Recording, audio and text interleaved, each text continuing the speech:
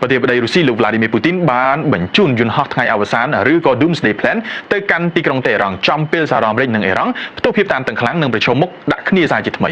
បើតាម Los Angeles Times យន្តហោះថ្ងៃអវសានឬ Doomsday គឺជាយន្តហោះបម្រើការជាមជ្ឈមណ្ឌលបញ្ជាការហោះហើរលើអាកាសដែលត្រូវបានរចនាឡើងជាពិសេសសម្រាប់ប្រើប្រាស់ក្នុងស្ថានភាពអាសន្នបំផុតដូចជាពេលដែលមានសង្គ្រាមនុយក្លេអ៊ែរឬមហន្តរាយពិភពលោកយន្តហោះពិសេសបំផុតនេះត្រូវបានរចនាឡើងសម្រាប់បម្រើការជូនថ្នាក់ដឹកនាំជាន់ខ្ពស់បំផុតរបស់ប្រទេសរុស្ស៊ីដោយសារតែវាមានប្រព័ន្ធការពារសុវត្ថិភាពរឹងមាំបំផុត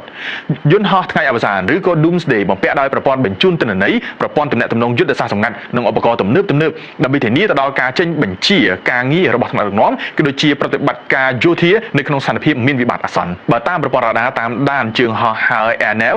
យន្តហោះថ្ងៃអវសានរបស់រុស្ស៊ីបានធ្វើដំណើរទៅដល់ទីក្រុងតេហ៍រ៉ង់កាលពីថ្ងៃទី13ខែកក្កដាក្រោយមកយន្តហោះនេះបានចាក់ចេញពីអាកាសយានដ្ឋានអន្តរជាតិ Imam Khomeini របស់អ៊ីរ៉ង់និងបានបន្តដំណើរទៅកាន់ទីក្រុងប៉េកាំងប្រទេសចិនដែលវាបានចុះចតនៅទីនោះកាលពីថ្ងៃទី14ខែកក្កដាវត្តមានរបស់យន្តហោះថ្ងៃអវសាននេះបានលេចឡើងមុនពេលដែលយោធាអាមេរិកបំផ្ទុះសង្គ្រាមប្រឆាំងអ៊ីរ៉ង់សារជាថ្មីហើយការស្នាក់នៅរបស់វានៅក្នុងរដ្ឋធានីរបស់អ៊ីរ៉ង់គឺមានរយៈពេលខ្លីបំផុតគណៈដែលគោលបំណងពិតប្រាកដមិនទាន់ត្រូវបានគេដឹងនៅឡើយយ៉ាងណាវត្តមានរបស់យន្តហោះនេះធ្វើឲ្យពិភពលោកតាមដានមិនដាក់ភ្នែកនោះទេពលគឺត្រឹមតែប៉ុន្មានម៉ោងប៉ុណ្ណោះបន្ទាប់ពីយន្តហោះនេះបានហោះឡើងផុតពីទឹកដីប្រទេសមហាយៈចិនស្រាប់តែយោធាអាមេរិកបានបើកការវាយប្រហារតាមអាកាសទៅលើអ៊ីរ៉ង់តែម្ដង